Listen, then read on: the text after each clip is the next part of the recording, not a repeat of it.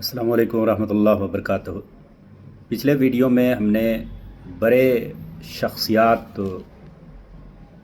का बचपन कैसा होता है इस हवाले से आपके सामने कुछ बातें रखी थी।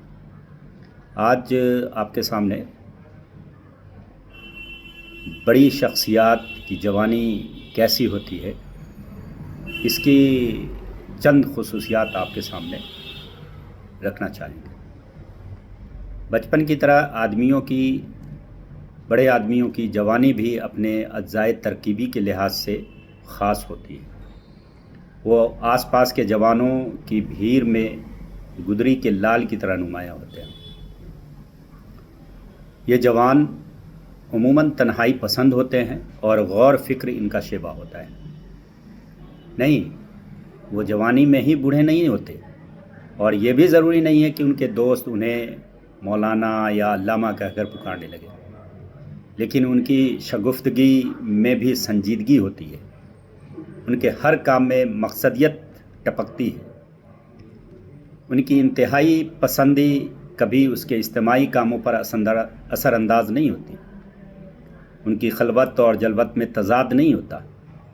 वो लायानी और फजूल मशागिल में वक्त ज़ाय नहीं करते। उन्हें अपने वक्त की कद्र मालूम होती है। इसका मतलब ये नहीं कि वह हर वक्त निसाबी किताब हाथ में लिए रटने में मगन रहते हैं। इसका मतलब सिर्फ ये है कि वह अपनी उम्र के औबाशों की तरह आईना खाने, चाय खाने और फिल्म खाने में अपना कीमती वक्त नहीं गंवाते। ये नौजवान खुदगर्ज नहीं होते कि सिर्फ अपने भले, अपने नंबरात, अपने रैंक, अपने इल्म या अपनी इबादत के बारे में सोचें। वो अपने दोस्त और अहबाब के तई बल्कि पूरे समाज के तई हसास होते हैं। समाज की जो बुराइयां उन्हें परेशान कर रही होती हैं उन्हें कोसने पर इक्तफा नहीं करते, बल्कि उनके इख्तिलाक़ुमा की अपनी सी कोशिशें शुरू कर देते हैं।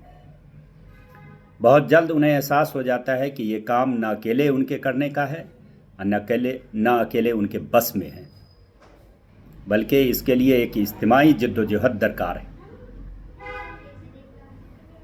लिहाजा इस काम के लिए वो अपने दोस्त, अहबाब और हम ख्याल लोगों को इकट्ठा करना शुरू कर देते हैं। कभी ये इज्तिमाइयत गैर रस्मी होती है, कभी वो ख़ुद किसी तंजीम में शामिल हो जाते हैं और कभी किसी अच्छी तंजीम की अदम मौजूदगी में आगे बढ़कर, ये बहुत अहम नुक्ता है कि कभी किसी अच्छी तंजीम की अदम मौजूदगी में आगे बढ़कर ख़ुद एक तंजीम की दाग बेल डाल देते हैं और आने वाले मसाइब का सामना करते हैं। वो न हुकूकुल्लाह की अदायगी में कोताही करते हैं और न हुकूकुल इबाद की अदायगी में,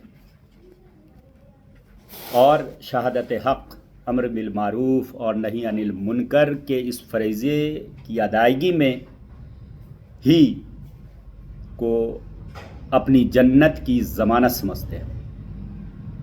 हर आन ये बात उन्हें मुस्तहज़र रहती है कि क़यामत के मैदान में उनसे उनकी जवानी के बारे में खुसूसी बाज़ पुरस होगी। ऐसे लोग आला इखलाक व किरदार उनकी शख्सियत का ख़ासा होता है। अपने अहद का गुल सरसब्द होने के बावजूद गुरूर और तकब्बुर उन्हें छू कर भी नहीं गुज़रता। सारे जहान का दर्द उनके सीने में समोया होता है।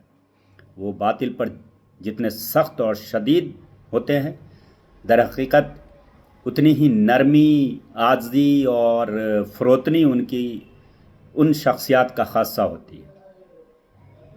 सिर्फ़ एक वाक़या यहाँ पर आपको बयान करता चलूँ कि अख़वानुल मुस्लिमून ने 1948 के जिहाद फ़िलिस्तीन में हिस्सा लिया तो एक इख़वानी जो महाज़ जंग पर रवाना हो चुका था, उसके वालिद इमाम हसनुल बन्ना अलैहि रहमा के पास आए और उन्हें खूब बुरा भला सुनाना शुरू कर दिया।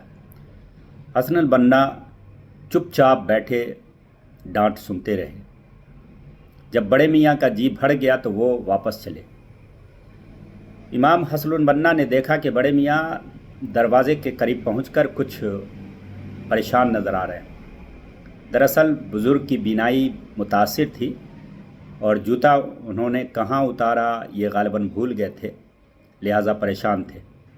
امام حسن البنا شہید علیہ رحمہ اٹھے، ان کا جوتا اٹھایا اور ان کے قدموں کے قریب سیدھا کر کے رکھ دیا۔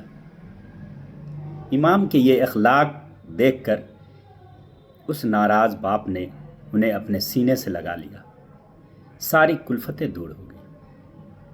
یہی اخلاق ہے کہ لوگ ان بڑے لوگوں کے اعتراف مسئلے پروانہ جمع ہو جاتے ہیں۔ خود آپ صلی اللہ علیہ وسلم سے خطاب کرتے ہوئے قرآن میں فرمایا گیا کہ یہ اللہ کا فضل ہے کہ آپ نرم مزاج ہیں، ورنہ اگر آپ سخت دل اور تندخو ہوتے تو لوگ آپ کے گرد و پیش سے چھٹ جاتے۔